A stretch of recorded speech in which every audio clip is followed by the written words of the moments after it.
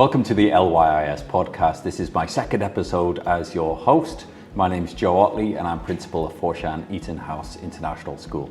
In this episode, I spoke with the amazing and wonderful Sophie Brandsar, who is currently serving as Vice Principal of Primary at Footprints International School in Cambodia. It was a wonderful chat, not without its technical issues, so please bear with us. It was edited down to a much shorter episode than I would have liked. So I think what we'll have to do is get Sophie back for episode 2 because she has so much to share and it was a wonderful conversation. So in this podcast, we spoke about leading with empathy, compassion and kindness. Sophie shared how she implements new initiatives in her school, how she goes about making sure that there is a feeling of inclusion within her school community, and making sure that every voice is heard. So please enjoy this episode with Sophie Brandsar. But before I go, I've been asked to remind you, a very important thing, please like and subscribe to the channel. Cheers, thank you. Sophie, thanks so much for joining me today. I'm really looking forward to this conversation, especially around belonging in international school communities. That's something that I know is a strength of yours and a big passion project for you. Thank you so much. Yes, I'm very excited to talk to you as well. And thank you for inviting me for this podcast. No, it's wonderful to have you. We're here. We're both online. We can see each other. We can hear each other. What I was going to say is I always start with this, and it's with you. I want to know more about you.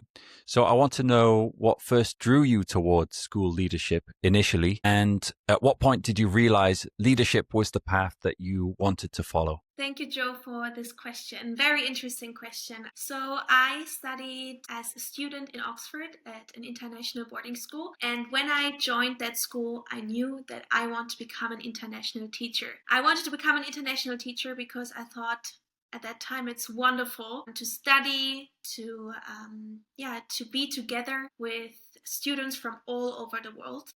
And I remember when I was sitting in the math lesson, I thought I want to be an international teacher myself.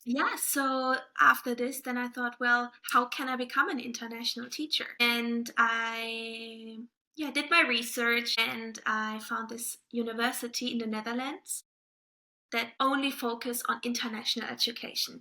Every year you go to a different international school abroad and you really you stand in front of the classroom. You can really see different schools and this really inspired me. So after, every year I went somewhere to another international school in front of the classroom while I was studying.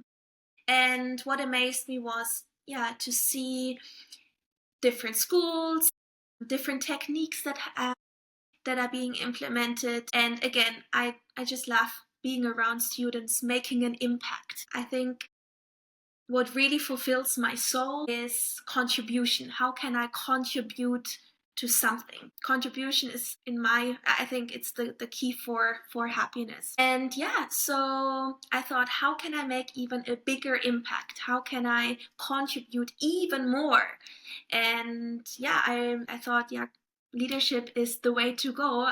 Being a principal, vice principal, being in leadership, there you can even make a bigger impact. You can actually change the system. And this actually inspired me. And now I'm here in Cambodia. I started my first leadership role as a math lead for middle school. And it was great working with the curriculum team, finding ways to enhance learning. One project of mine was trying to eliminate the math anxiety in the classrooms. How can you make math fun? Because I believe everyone can enjoy math. It's just about how you teach it, how you deliver it. And then I was looking for jobs and thought it would be great if I could step into a role of a principal or vice principal. And I had this opportunity and I love saying yes in life. I married 3 times this year, the same man, and I said 3 times yes. So yes, I'm definitely a yes person. So I got this offer and I said yes, and now I'm the primary vice principal and I enjoy, Joe, every second of it. I wake up and I honestly can't wait to go to school because I just love people. I just love being around students. And I remember from the conference from your school, someone said leadership is can be lonely, but try to be around students as much as possible. And I think you said this as well. And I love sports. I love,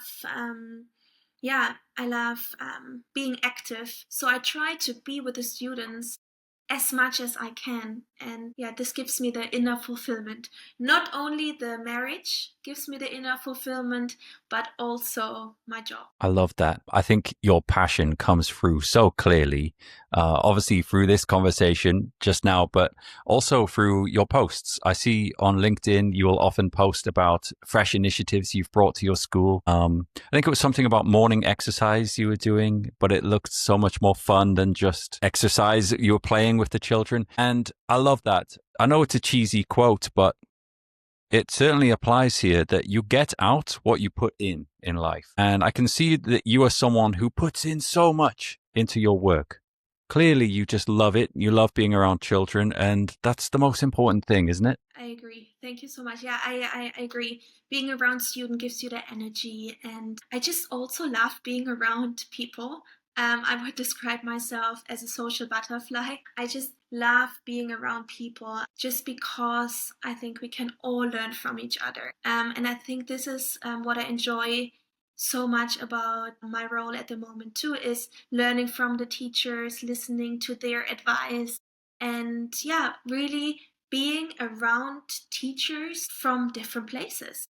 Like, it's such a privilege being around teachers who taught in the Philippines, who taught in Germany, who taught in Nigeria. It's such a privilege because we can learn from them. And yeah, this is, I think being in leadership is just the best thing, because you get both sides. You can make an impact on students and an impact on teachers. So what do you want more? It's just the best.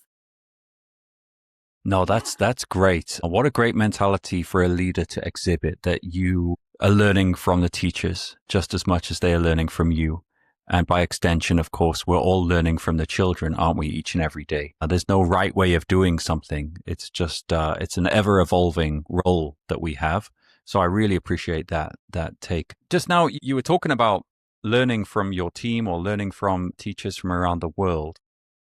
If you look back over your journey, which started very early on in an international school yourself, could you pin it down to one or two people? Are there some mentors you've met along the way who have shaped how you lead today? Thank you, Joe, for this question. I think I can't say one or two specific people because as you said earlier, I spent my time in England, in Oxford, at the international school, and I thought to myself, wow, I want to become like them. So I have few people there that inspired me to become an international teacher and educator. But then throughout the university, I also thought to myself, I have few professors, I want to be like them too. And then, then I just finished my Master of Educational Leadership and won my mentor there. So my professor, he was also my professor in the Netherlands. He inspired me very much. And my mentor there too, who's from the US, and of course Andre from LYIS. So there are different parts of my life. I had several people who inspired me, but I can't say one specific person. Yeah. No, I can see that. And I think because you've had such a varied experience already, I mean, relatively speaking, you're very early on in your career in terms of leadership, but already you've had such a broad range of experiences in different contexts. So I can certainly see how all of those different aspects could combine together to give you a unique take on your approach to leadership. Yes, Joe, it's a bit like I'm taking, something I like about that person, I try to implement. It's almost like doing school visits. So when I like a characteristic of a person, I try to put them all together into this cocktail. So different inspirations in one, basically. Yeah. It's funny you say that because in the last episode, I was speaking to Rob Dawes about authenticity, and I think there's a combination of things that go on there where you take the very best of the people that you meet and you're inspired by them, and they shape who you are in life as well, not just in your work. But whilst at the same time, it's very important that you lead as yourself, right? So you take inspiration from them, but you don't emulate them. You're not trying to be them, but you can take certain qualities that they exhibit and skills that they have demonstrated and model to you and then shape them into your own way. So I will put it to you, what defines you as a leader? What are your principles, given the fact that you've experienced so much and learned from all of these leaders and educators? How have they shaped them into Sophie? Who are you as a leader? I think I would describe myself as a very authentic leader and I can connect very well with people. I would describe myself as a people person, and I really try, and this is the number one thing I want to try, that everyone I'm interacting with feels safe and feels part of the community. Since I went abroad quite young and was by myself. So I went to England when I was 15 or 16. So I had to try to adjust to different environments all the time. And there were times that I felt lonely and I thought, why am I actually here? But it is so, so important that someone feels safe and feels part of a community, and especially in an international school. And I know we are always talking about belonging and feeling safe and feeling part of the school. This is the number one thing, and on the walls it says we are one family. But there have been times now that I've been to schools where it says written on the wall we are one family, but I really didn't feel like this. For example, when my time in Abu Dhabi, I was very excited to be part, of the community, but I've never felt so unsafe psychologically because I felt like I was not being accepted who I am. And that's my number one thing. I want to make sure that everyone feels safe to talk to me and can express anything they want. One other thing is I want to make sure we are all equal. I want to be accessible to anyone. So I don't like the top-down approach at all. We all in on the same page. The ultimate goal is that we improve student learning, and we are all equal.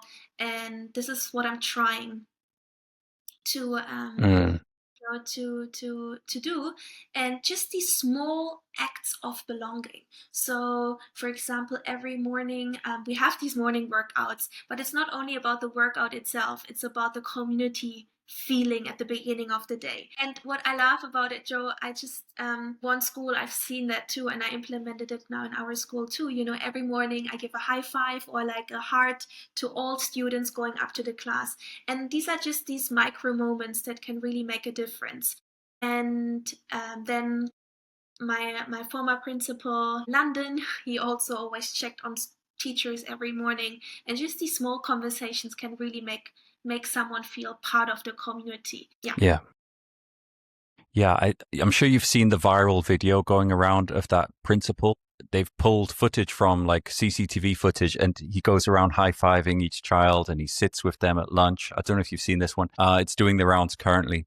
But when I saw that, I thought, well, that should just be the norm, right? Why is this going viral as something special? This should be what's happening in all schools. And unfortunately, as you mentioned, it isn't.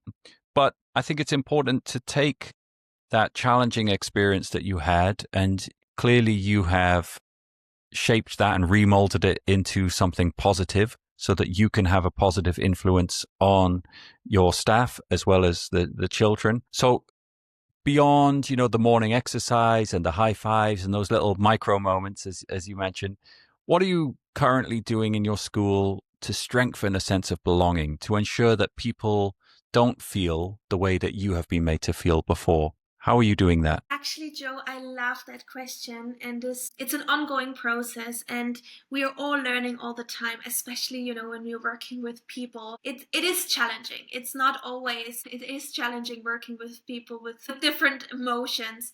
But what I'm doing is having a check-in every week with the teachers, and it's a scheduled check-in, and I'm really trying to get to know not on a surface level, but really getting to know them. What do they like? What they're interested in? And this really, really helps. And I wanted to share something with you. I love, doing shout outs and really seeing if I see something fantastic. I say, wow, that's great. Well done. And I post it in our teachers group. Thank you. And so on. And in meetings. However, Joe, I had two cases, two teachers, fun fact, both from the UK. They told me, Sophie, I have to say, I want to give you feedback.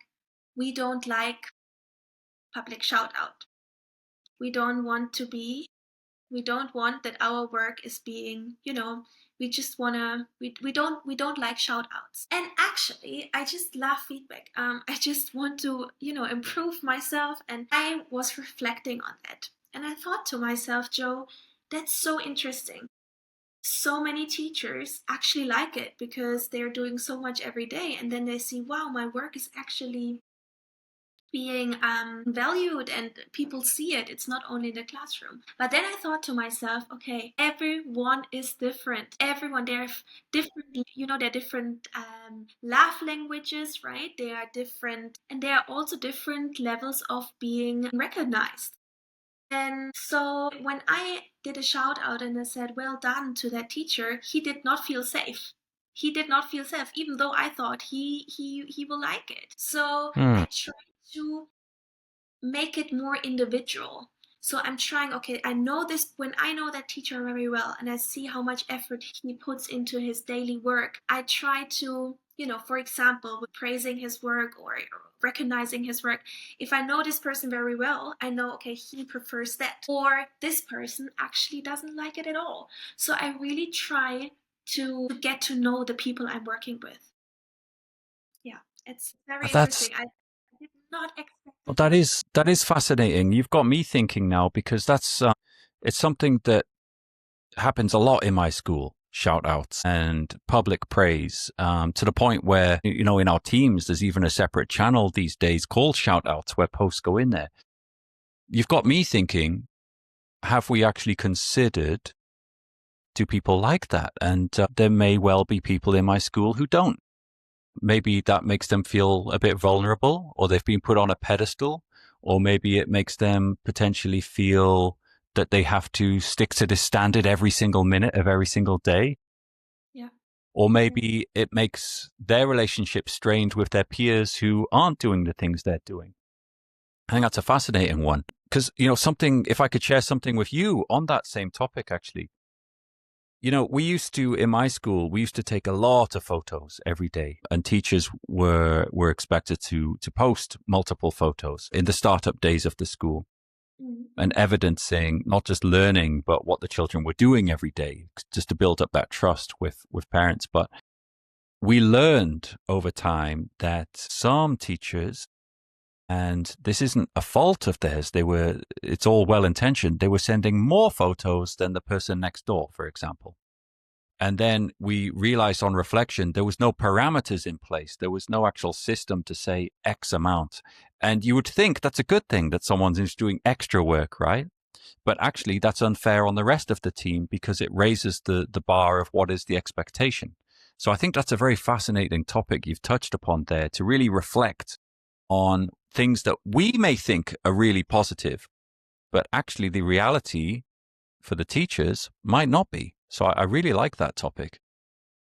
Thank you. This is so interesting. And also maybe there was a competitive feeling maybe because of posting these pictures or sending these pictures. Yeah, this really got me thinking, Joe. Even I really, because I did not expect that at all. And then I thought to myself, well, first of all, I'm very happy that they gave me that feedback. This is what I want. I want that people approach me and say, listen, can we please change that? I'm very happy that they're so open. It really shows me that they trust sharing this with me. However, I really thought to myself, if I think that's a good idea, maybe really someone had, it triggers something in them, maybe from their past. Maybe when they were praised before something, it triggers a bad experience, maybe from a different school. Again, I like what you said, Joe. You said about setting the bar so high. So maybe they trigger something in them and they say, this reminds me of my time in that country, in this school where there were so high expectations and I couldn't live up to that. So I really like what you said, Yeah. Joe, about the Yeah, pressure, and right? some teachers, they just want to give their best at work and then go home at the end of the day. And we should respect that. Absolutely. It is a job at the end of the day. It's not their entire life. We expect so much from teachers already as it is without adding extra pressures and potentially what you could perceive as being a positive as encouragement might be adding that extra pressure. So with that in mind, how do you go about, Sophie, when you are implementing a fresh initiative, now that you have this in mind that not everyone's going to react the same way? Do you go about it a different way now? Actually, I do. I do. I remember my former principal said change takes time. And I really try, not only say it, but I really try to gather feedback from everyone when I want to implement a new strategy and really listen to the teachers. This is what I always appreciated when my principal did this, really gather feedback from the teachers. What does it actually benefit them? Does it actually benefit our students? And that being said, of course, if you are implementing a new initiative, there are maybe some people who are not okay with this or they don't like it. But I also have to keep in mind, in the end, it's all about the students. So if the students are happy, I can't please everyone. And this is what I learned now in my so far in my I mean, I'm not as long in leadership as you, Joe, but what I've learned is you can't please everyone. So yeah, I really try to listen to the teachers, gather this feedback, and even revise my initiatives. So, for example, this morning activity with the students, I ask, can teachers give feedback, but also can the students give feedback? And one feedback was, can we please change the music and can choose different songs in the morning? So I really appreciated this feedback. So if I implemented initiative, first of all, before implementing, gathering feedback, but throughout the process, actually asking, does this work? Can we enhance that? Or how can we make it even better? Yeah, this is something I try to do. Hello, me again.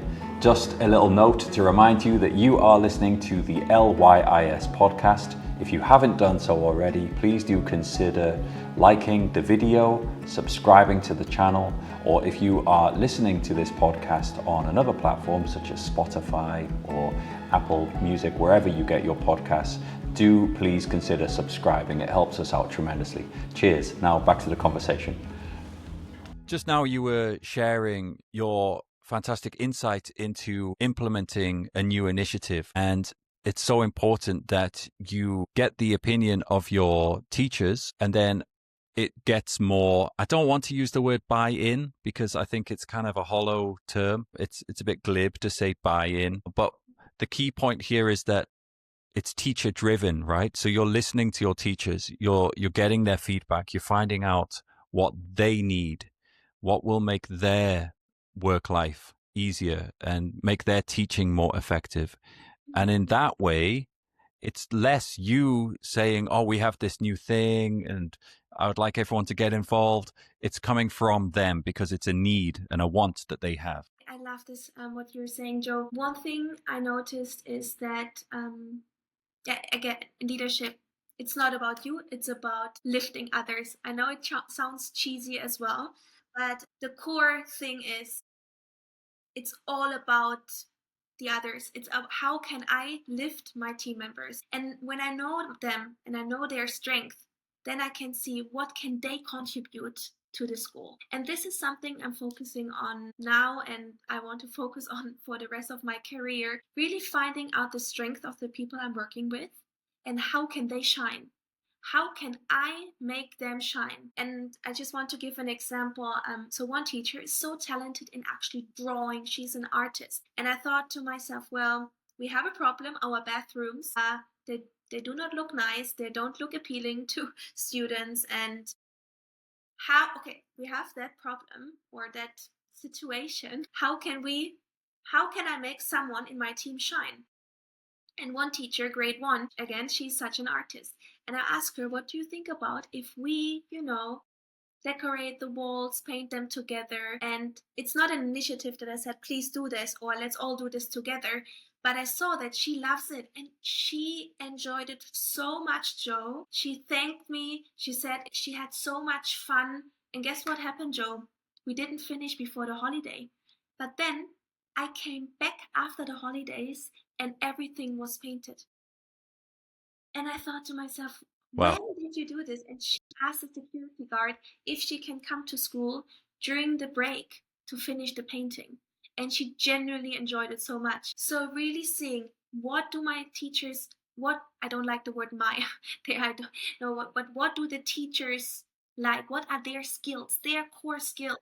How can I make them shine? Or if I know someone is good in football, why don't you lead the football club? Do you genuinely enjoy it? Because if the teachers can if teachers can put their own brand in the school, I believe they will stay longer. They actually enjoy coming to work, and ultimately it benefits. Absolutely. Absolutely. Yeah, I love that. And the moment that first one happens, so this teacher who's come forward to offer her skills to paint, it makes you think, what else is out there, right? What else do people want to be doing? And maybe they didn't feel empowered previously to come forward with their ideas. So Sophie, if you can get to a point, it sounds like you're getting there now, at a point with your team where they can knock on your door and come to you and say, hey Sophie, can I do this? That's gold. I agree. This is what I want. And oftentimes I experienced in the past, when you have an idea, it is so difficult to get this idea, that to turn this idea into the reality. But my belief is, let's just try it. And if it doesn't work, then at least this person felt like I listened to that idea. And let's just try things. And without trying, we never know if it's actually working or not. And yeah, so this is really what I want to try, because I know how it feels to be on the other side.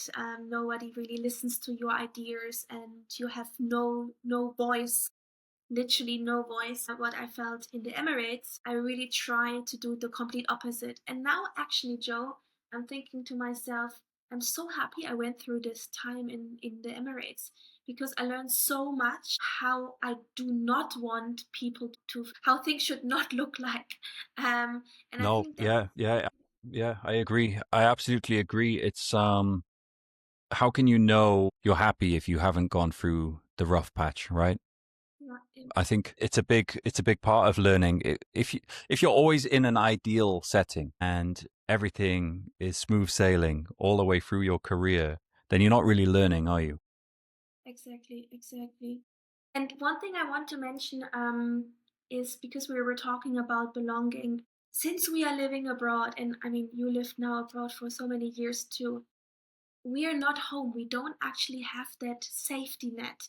Even though we have community is the most important thing. That's the reason I'm also being so part of so many activities and clubs and football club and rugby club, because I want to have that feeling of community. However, sometimes when I was reflecting, and I think that's so important in leadership, to just reflect at the end of the day, what did I do? How can I be better tomorrow? I noticed so many people, so many teachers have that feeling of they're almost in a survival mode, because they don't have that safety net outside. They don't. And we are all in countries that are not our own countries. I feel homesick myself. I just want to feel safe, and I have such a wonderful family supporting me and emotionally, but I'm still trying so hard to feel safe myself, and really showing to the teachers, we're in this together. I'm abroad, you are abroad. Let's just survive this together. I think is very Yeah. helpful too. Yeah, I mean that empathy, it's already taken you so far, but it's going to take you all the way through your career. I can see that, Sophie. You're someone who really cares deeply about other people, and what a trait to see in a leader. I could see myself working with you in your school and knowing that you've got my back as a teacher. not just in terms of defending you if things go wrong and taking the blame, that kind of thing, but you are genuinely interested in them as an individual and you want the best for them. I really respect that. Thank you, Joe. I appreciate that. To extend upon that point, what practices do you think have had the strongest impact so far? You've mentioned lots of initiatives you've brought to the school, and also to the community clubs, different sports that you play, and you really build that community is the key word that you keep mentioning. You've made a real point there that no one is at home when they are in your school. They come from all different backgrounds and countries, and they have different experiences, and they bring all of that to the table. But at the end of the day, maybe they don't have people to bounce ideas off or to reflect on their day and share what went well and what didn't. So I think having someone like yourself just supporting them is so powerful. Sophie, thank you so much for sharing. Everything that you have talked about today resonated with me, and I'm sure it will resonate with our audience. To round the conversation off and to summarize, Sophie, who are you as a leader and what are your values that drive you forwards? I'm a passionate leader. I enjoy what I'm doing. I don't see work as work. I see it actually as a passion project. Seeing students happy at the end of the day, at the beginning of the day, seeing teachers being the best version of themselves makes me happy. And this is the inner fulfillment that drives me. And I can honestly, Joe, want to continue this for the rest of my life. Just knowing that I can make people happy around me and they feel safe. I mean, Sophie, your team and your children are so fortunate to have you. Your passion and energy for the role is tremendous. Thank you so much for everything you've shared today. Sophie, how can the listeners connect with you or learn more about your work? Yes, they can connect with me on LinkedIn. My name is Sophie Brandsar, like brand and then SAR. It's my new name because I married the love of my life this year 3 times. 3 times? In Cambodia, 1 time in Germany, and 1 time in Norway. Just a side note, Wow. It's about connection, so I really wanted to include everyone. I didn't want to say I'm marrying in Cambodia, so only people in Cambodia can visit or just few can fly in, but I wanted to include everyone. And this is also, I can link it to leadership, really making sure that everyone is part of the story. Wow, that's awesome. I really wanted to ask you, it's been in the back of my mind since you mentioned it right at the start of the conversation that you got married 3 times and I didn't get an opportunity to work it into the conversation. So thank you so much for sharing. That's fascinating and also lovely. Absolutely lovely that you thought of others. Yeah, I really wanted to include everyone. I don't think the wallet was very happy, but I was very happy and enjoyed it. Awesome. Sophie, thank you so much for your time today. I've really enjoyed speaking with you. I've had a smile on my face throughout this conversation because of the things that you've spoken about and the way you speak about them. I can see how much you love your job. And that's everything. That's everything a leader should be. Should be so content in their role because that filters through to the entire learning community. Really enjoyed this chat. Same. And yeah, it's just, I hope everyone can experience being in the leadership position because I think there is nothing better. I mean it. Fantastic. Thank you so much for your time today, Sophie.